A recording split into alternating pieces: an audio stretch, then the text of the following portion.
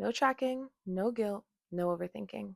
Budgeting is one of the most recommended financial habits, and also one of the most failed. Here's something no budgeting app will ever tell you. The reason your budget keeps failing has nothing to do with willpower, discipline, or how good at math you are. And I had to figure this out the hard way. So I'm going to take what I've learned and try to help somebody else. I was working multiple jobs at the same time. My income was different every single month, and every budget I made would fall apart in a week.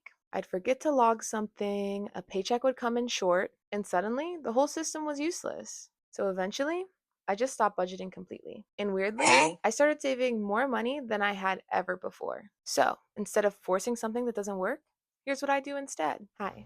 Welcome back to Wealth in Progress. I'm a finance student navigating student loans and building wealth from the ground up. And this channel is my way of making sure no one in our generation has to figure out money alone. In the next 5 or so minutes, I'm going to show you exactly why that happened and what I do instead.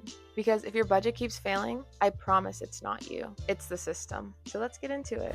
Here's the thing about how budgeting gets taught. Whether it's a YouTube video, a finance class, or an app, it always starts with the same assumption that you know exactly how much money is coming in every month. But if you're like me, in school, working part time, picking up shifts, or doing any type of side hustle or gig work, your income is not a fixed number. It's at best a guesstimate, and you can't build a reliable system on a guess. That's why traditional budgeting sets you up to fail, not because you're bad with money, but because the system was never built for your reality. Here's why most budgets fail, and it has nothing to do with willpower. First, budgeting puts saving last. You cover all of your expenses, and then whatever's left over, you save. Spoiler alert, there's nothing left. Second, it requires perfect tracking. You miss a few transactions or you fall behind for a couple of days, and the entire system starts to fall apart. And then you feel guilty and you quit. Third, and probably one of the most crucial reasons, it does not work with variable income. If your income changes every single month,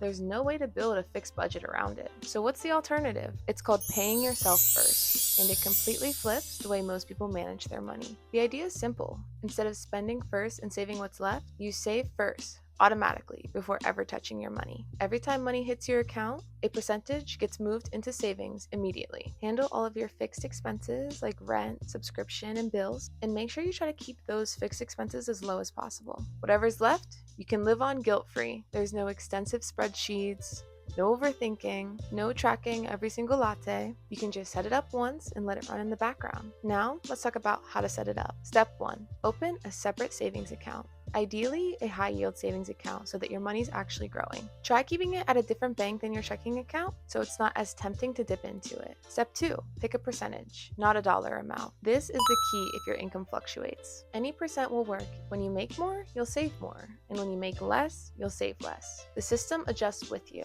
That way, if your income's lower for a specific month, you don't feel that pressure that you have to save the exact same amount when you're making more. Step 3, automate it. Set up an automatic transfer for the day after your typical payday. And if your income varies a lot, just do it manually the day you get paid. It takes 30 seconds. Transfer first, spend second. If you have trouble remembering, set a reminder in your calendar. That's it. That's the whole system. And everything left in your checking account after that transfer, that is your spending money. You can spend it however you want. No categories, no guilt, because the future version of you is already taken care of. And if you want to take it a step even further, split that savings into 2 different buckets. One for your emergency fund, the other for a goal that you might be working towards. Whether that's a car or a trip or just 3 months of expenses, having a goal attached to your money makes it so much harder for you to touch. And if you're working multiple jobs right now, I actually have a version of this that made it even easier for me. Ever since high school, I've worked many different jobs. Some of them at the same time. Instead of trying to calculate percentages across different paychecks, I just designated one job as my saving job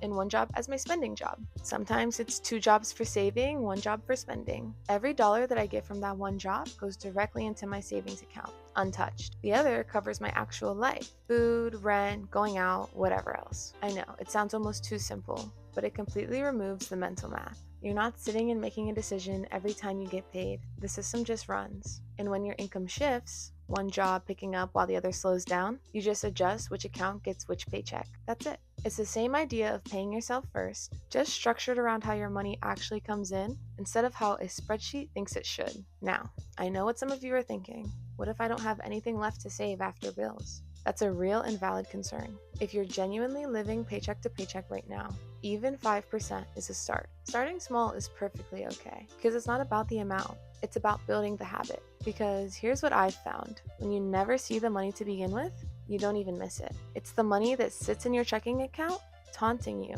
that usually gets spent. Out of sight, out of mind works in your favor here. Also, this doesn't mean never look at your spending. It just means you don't have to obsess over it. Trust me, I've been there and I know how exhausting it can be. Once your savings are covered, you have that freedom. And that freedom is what makes this more sustainable for the long term. So, here's your one action for today. Open a savings account if you do not have one yet, and set up a transfer for whatever percentage feels doable right now. 10% if you can, 5% if that's where you're at, even one. Just start the habit. And then come back and tell me in the comments. Did you do it? What percentage did you pick? Or if you're going to try out your one job, one account. I genuinely want to know because I'm doing this right alongside you.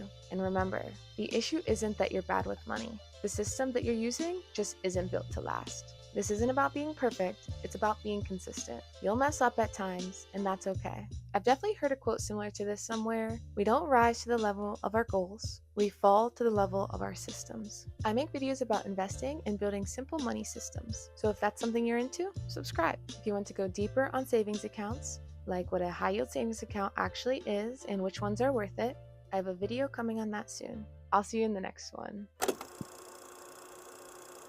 And you can't build a reliable system on top of a guest. Oh. I'm a finance student navigating student wealth. That's it. That's the whole symptom. Huh.